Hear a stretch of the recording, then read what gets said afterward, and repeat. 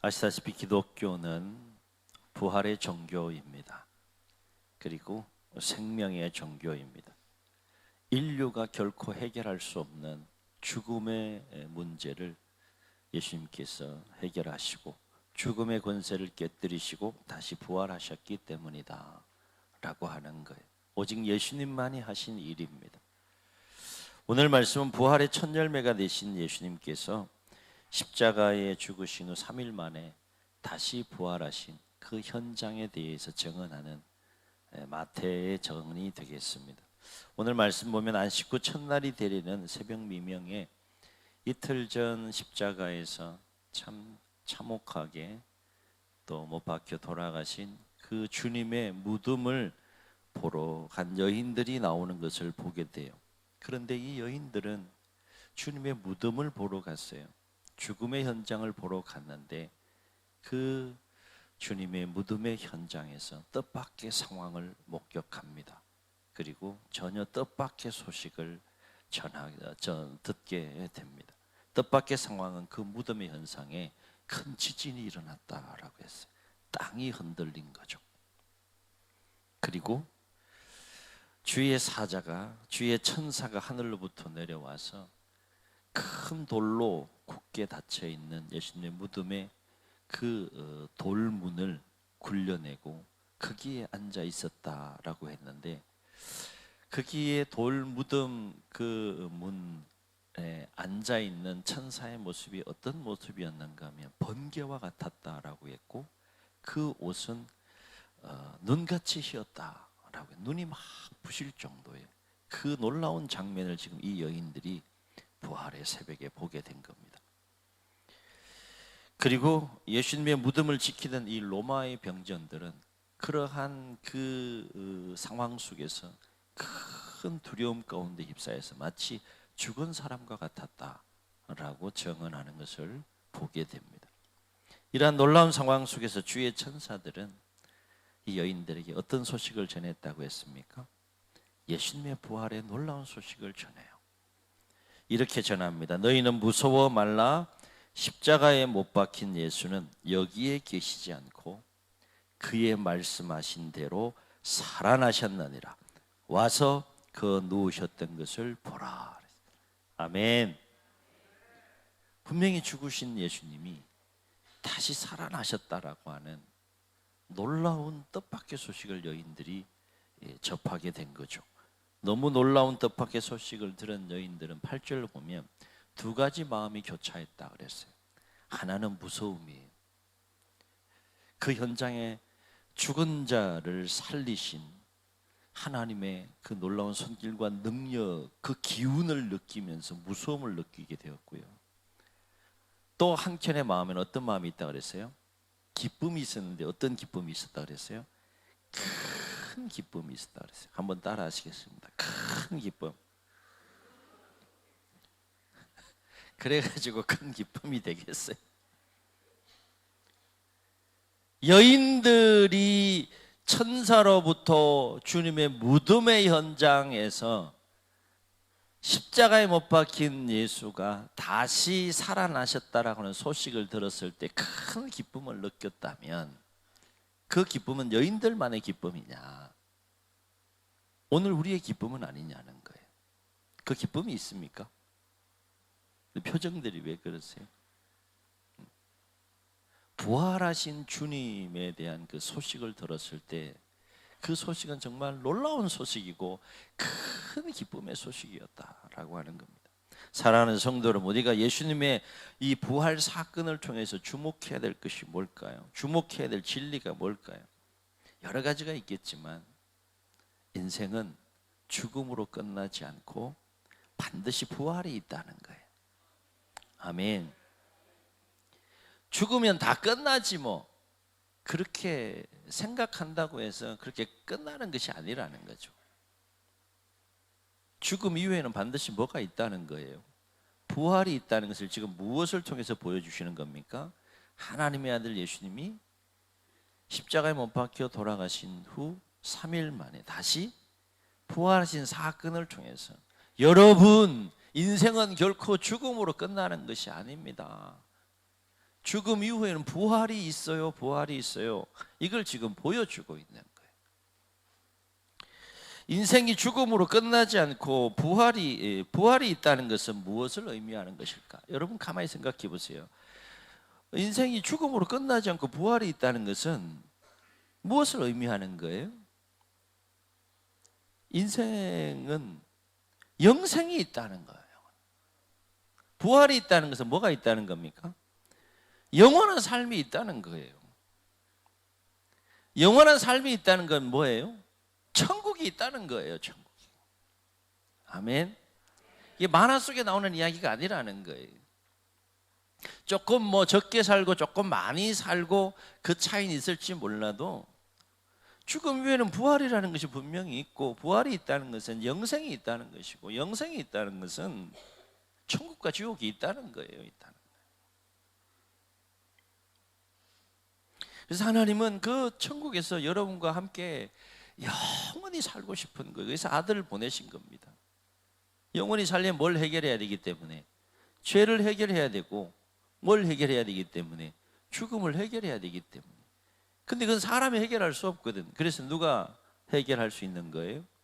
하나님이 아들 예수님을 통해서만 해결할 수 있는 길이기 때문에 오셔야 했던 거예요. 고난 받으셔야 했고, 십자가를 지셔서 대속의 죽음을 죽으셔야 했고, 그것으로 끝나는 것이 아니라 영원한 생명을 누리도록 하기 위해서는 하나님의 권능 가운데 예수님께서 다시 사셔야 했던 거죠.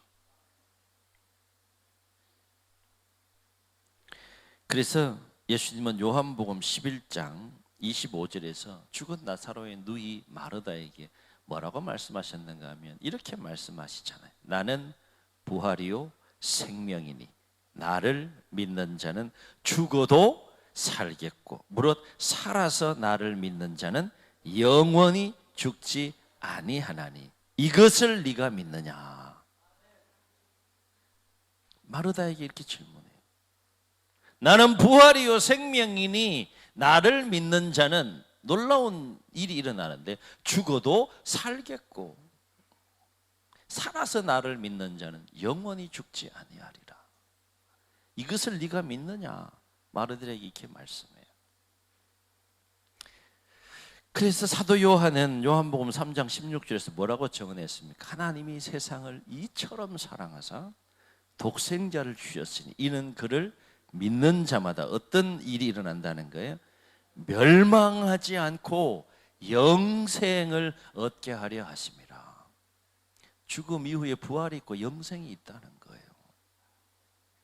그 은혜를 하나님은 구원받은 모든 하나님의 자녀들과 함께 누리기 위해서 아들을 이 땅에 보내셨다는 것이죠.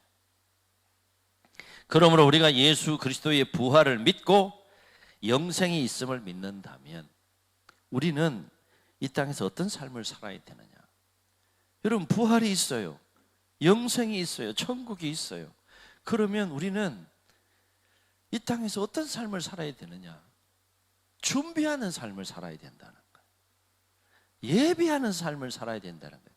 무엇을 준비해야 되느냐? 무엇을 준비하고 예비하는 삶을 살아야 되느냐?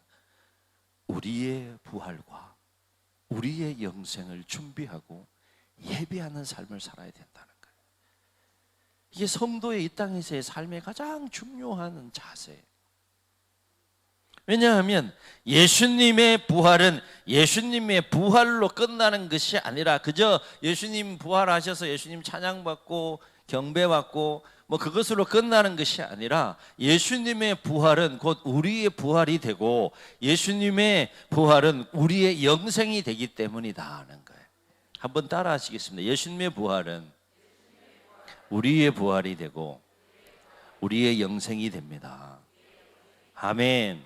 그래서 예수님의 부활이 큰 기쁨의 사건인 거예요. 그래서 사도 바울은요, 이러한 진리와 관련해서 고린도전서 15장 20절로 21절에서 이렇게 정언했습니다. 우리 화면 보시고 함께 읽습니다. 시작. 그러나 이제 그리스도께서 죽은 자 가운데서 다시 살아나사 잠자는 자들의 첫 열매가 되셨도다. 사망이 한 사람으로 말미암았으니 죽은 자의 부활도 한 사람으로 말미암는도다. 아담 안에서 모든 사람이 죽은 것 같이 그리스도 안에서 모든 사람이 뭘 얻으리라? 삶을 얻으리라. 태초에 처음 창조된 아담은 죄를 지음으로 말미암아 인류가 죽을 수밖에 없는 존재로 만든 존재였지만, 두 번째 아담인 예수 그리스도는 그 죄로 말미암아 죽을 수밖에 없는 본질상 진노의 자녀들을 죄로부터 대속하여 건지시고 무슨 문을 여셨다는 거예요? 구원의 문을 여셨다는 거예요. 영원한 생명의 길을 여셨다는 거예요. 아멘. 아멘. 그러하기에 그 예수님은 찬양받기에 합당하신 분이에요. 경배와 감사와 찬양받기에 합당하신 분이 예수님인 거예요. 그 예수님을 통해서만 우리가 죄와 죽음의 문제 해결하고 구원받을 수 있으니까. 예수님께서 죽은 자 가운데서 다시 살아나셔서 잠자는 자들, 여기 잠자는 자들인 건 죽은 자들 말하는 거예요. 먼저 앞서간 죽은 자들. 잠자는 자들의 첫 열매가 되셨다는 것은 뭘 의미합니까? 첫 열매는 앞으로도 그 열매가 계속 맺힌다, 안 맺힌다? 맺힌다. 무슨 열매가 맺힌다? 부활의 열매가 맺힌다. 그 유활의 열매 중에 하나가 누구다? 부활의 열매 중에 하나가 누구다? 나요. 자, 손에 믿음으로 한번 고백해 보겠습니다. 나입니다. 내가 부활의 열매입니다. 아멘. 아멘. 예수님의 부활이 나의 부활이 되는 거예요. 예수님의 부활을 믿는 자는 놀라운 일이 일어나는데, 그 부활은 예수님의 부활인 동시에 믿는 자에게도 동일한 부활의 그 역사가 일어난다는 것이죠. 그렇다면 우리는 이 땅에서 살면서 어떻게 그 영생을 준비하는 삶을 살아야 되냐? 잘 준비해야 되잖아요. 어떻게 예비하는 삶을 살아야 되느냐? 짧게 네 가지를 우리가 함께 살펴볼 텐데요. 이 네 가지 잘 준비하심으로 부활하신 주님을 만나는 큰 기쁨이 있기를 주의 이름으로 축원합니다. 첫째는 주님의 부활이 우리의 부활임을 믿고 우리의 부활에 대한 산 소망을 가지고 살아야 된다. 이 땅에 살면서 얼마나 많은 일들이 생겨요, 그죠? 좋은 일도 있고 그렇지 않은 일도 생기는데, 뭐 이런 일 생기든 저런 일 생기든 간에 우리 안에 무엇이 충만해야 된다는 겁니까? 소망이 충만해야 되는데 어떤 소망이 충만해야 된다는 거예요? 우리의 부활에 대한 소망이 충만해야 된다. 그것이 우리에 대한 부활에 대한 산 소망을 가지고 삶을 살아가는 것이 영생을 준비하는 이 땅에서의 우리의 삶이다. 뭐 소망이 있어야지 소망의 열매가 있는 것이 아니겠어요? 기다림이 있어야지 기다림의 끝에서 오는 그 기쁨이 있지 않겠어요? 그래서 사도 바울은 고린도전서 15장 51절로 52절에서 이건 비밀이라고 얘기를 하면서 이렇게 얘기를 해요. 함께 읽습니다. 시작. 보라, 내가 너희에게 비밀을 말하노니 우리가 다 잠잘 것 같이 아니요 마지막 나팔에 순식간에 호련히 다 변화되리니 나팔 소리가 나매 죽은 자들이 썩지 아니할 것으로 다시 살아나고 우리도 변화되리라. 아멘. 아멘. 주님이 다시 오실 때 앞서간 성도들은 죽은 자 가운데 있기 때문에 그들은 주님의 부활하신 몸으로, 신령한 몸으로 먼저 부활이 되고, 만약에 우리가 살아서 부활하신 주님을 만나게 되면 우리의 몸도 어떻게 된다는 거예요? 변화된다는 거예요. 변화. 어떻게 변화된다는 거예요? 부활하신 주님과 같은 몸으로 변화된다는 거예요. 그래서 어디서 만난다는 거예요? 어디서 만난다는 거예요? 공중에서 만난다 그랬어요. 공중에서. 몸무게 생각할 필요 없어요. 그냥 다 들려 올려져요. 붕 떠요. 붕. 우리의 부활에 대한 산 소망을 가지고 하루하루 삶을 살아가는 것, 그것이 영생을 준비하는 삶이다. 영생을 예비하는 삶이다. 두 번째, 어떻게 영생을 준비하는 삶을 살아야 되느냐? 장차 부활하신 주님을 만날 것에 대한 기대와 기다림 속에서 우리는 날마다 순결한 신부처럼 죄악과 싸우면서, 치열하게 죄악과 싸우면서 경건한 삶을 살아갈 수 있어야 된다는 거예요. 그래야 우리가 장차 주님을 만날 때 그 만남이 큰 기쁨의 만남이 될 수 있다는 거예요. 여러분, 만남에는 모든 만남이 다 기쁩니까? 그렇지 않아요. 모든 만남이 기쁘고 즐겁고 행복한 만남이 아니에요. 아픈 마음 만남도 있고요, 부담스러운 만남도 있고요, 두려운 만남도 있고요, 피하고 싶은 만남도 있고요. 만남 자체가 힘든 만남도 있는데, 주님과의 만남은 어떤 만남이 돼야 된다는 거예요? 어떤 만남? 그건 여러분에게 달려 있어요. 큰 기쁨의 만남이 돼야 된다. 큰 영광스러운 만남이 돼야 된다라고 하는 거예요. 마치 순결한 신부가 순결한 신랑을 기다림과 같은 그런 설레임과 기다림 속에서의 큰 기쁨의 만남이 돼야 된다는 거예요. 순결한 신랑을 기다리는 신부의 삶이 만약에 죄악 가운데 거하는 삶이라면 그 만남이 기쁨의 만남이 될 수 있겠느냐? 기쁨의 만남이 될 수가 없는 거예요. 말씀을 준비하면서 이런 거 생각해 봤어요. 좀 흥분이 되더라고요. 특별히 좀 오늘은 좀 이렇게 이 부분이 좀 제가 많이 흥분이 되더라고요. 부활하신 주님을, 부활하신 그 예수님의 부활의 가장 큰 기쁨은 뭐냐? 우리도 부활한다는 것과 동시에 그 부활하신 주님을 우리가 만난다는 거예요. 만난다는 거. 이게 흥분이 되더라고요. 여러분, 모든 이 예수님의 부활을 믿는 모든 성도들은 앞으로의 그 시간이 어느 시간대가 될지 모르지만 그 시간은 하나님이 조율하시지만 무엇이 우리에게 남아있는가 하면 인생을 살면서 한 번도 경험해 보지 못한 큰 기쁨과 한 번도 경험해 보지 못한 큰 영광스러운 만남이 있다는 거예요. 만남. 누구와의 만남이냐? 성경으로만 듣던 그 예수님, 말로만 듣던 하나님 예수님을, 부활하신 주님을 직접 만나게 되는 그 만남이 있다는 거예요. 만남이. 저만 설레이나요? 막 설레이더라고 이게. 그렇구나. 이게 그냥 뭐 머리로 알고 하는 문제가 아니라 이 엄청난 만남의 시간이 있는 거구나. 이 엄청난 만남의 사건이 있는 거구나. 이 흥분이 있다 그러면, 이 기다림이 있다 그러면, 이 설렘이 있다 그러면 뭘 못 참아내겠느냐, 뭘 못 이겨내겠느냐. 그것도 어디에서 만난다 그랬어요? 어디에서 만난다 그랬어요? 성경을 보세요. 어디서 만난다고? 네? 안 가르쳐 주셨나? 어디? 공중에서 만난다 그랬어. 공중에서. 여러분, 공중에 떠보셨어요? 아니, 비행기 말고 뭐 기구 이런 거 말고 그냥 몸 자체 공중에 붕 떠보셨냐고. 이거 한 번도 경험해 보지 못한 거예요. 그 느낌이 어떨까?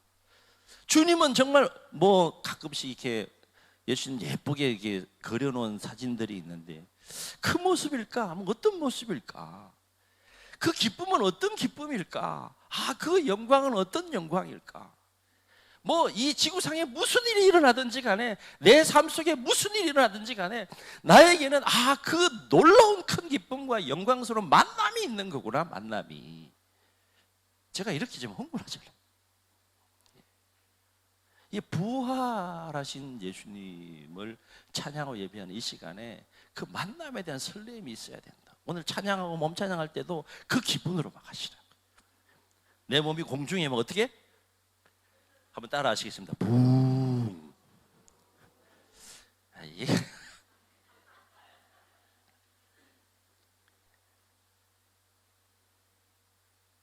뭐가 있다고요?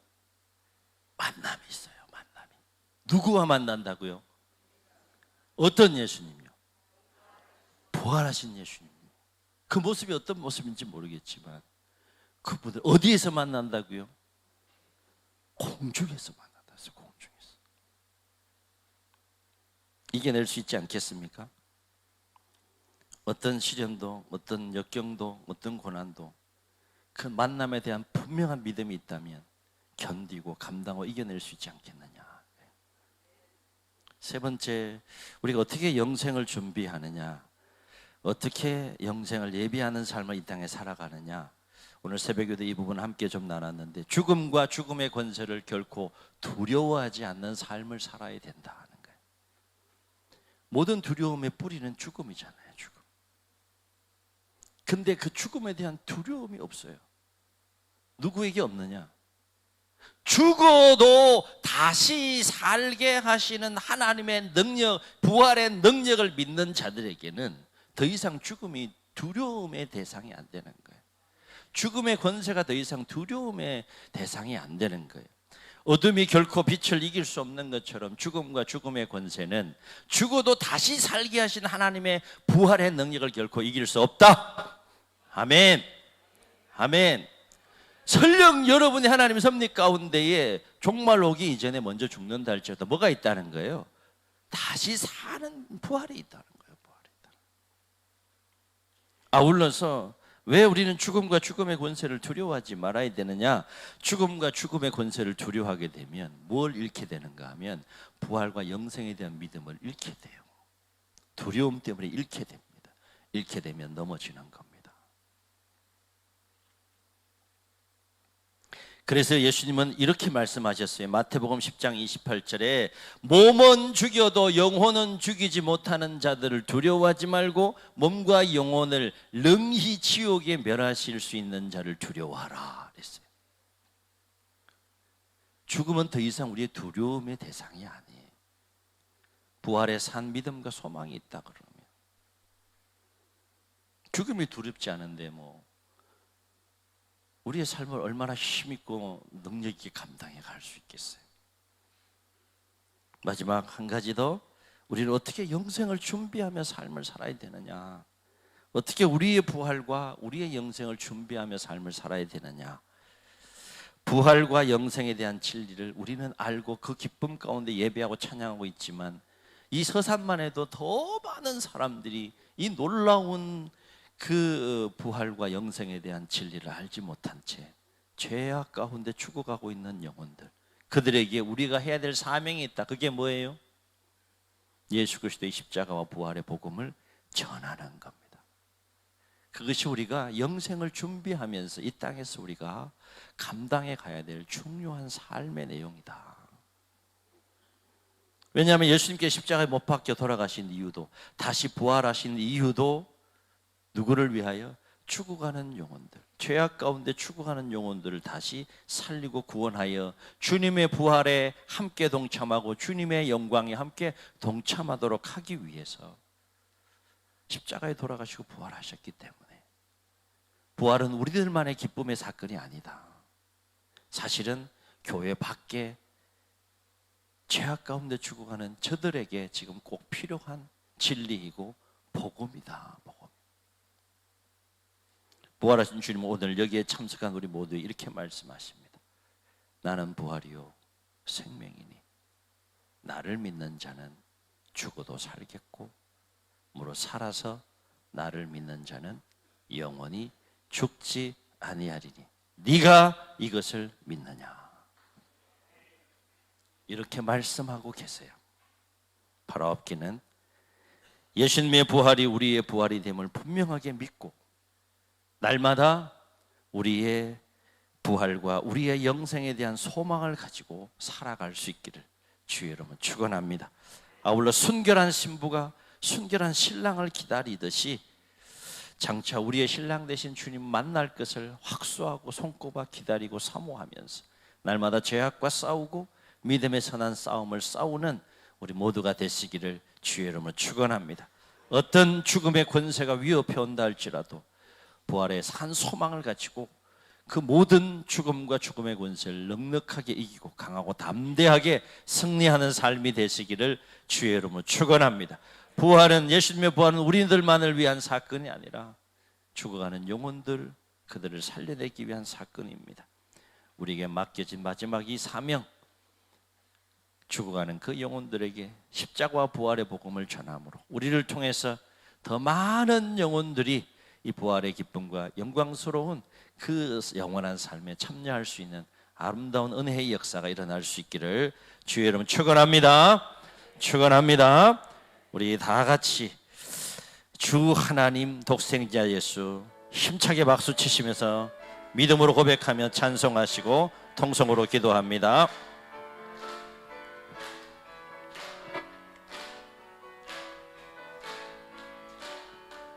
주 하나님 독생자 예수 날 위하여 오시었네. 내 모든 죄 다 사하시고 죽음에서 부활하신 나의 구세주 고백합시다. 살아계신 주 나의 참된 소망 걱정 근심 전혀 없네. 사랑의 주네 갈 길 인도하니 내 모든 삶의 기쁨 늘 충만하네. 주 안에서 거듭난 생명 아멘 도우시는 주의 사랑 아멘 참 기쁨과 확신 가지고 예수님의 도우심을 믿으며 살리하면 살아계신 주 나의 참된 소망 걱정 근심 전혀 없네.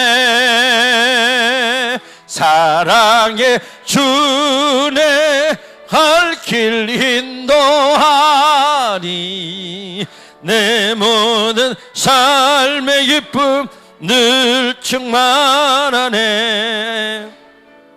그 언젠가 고백합시다.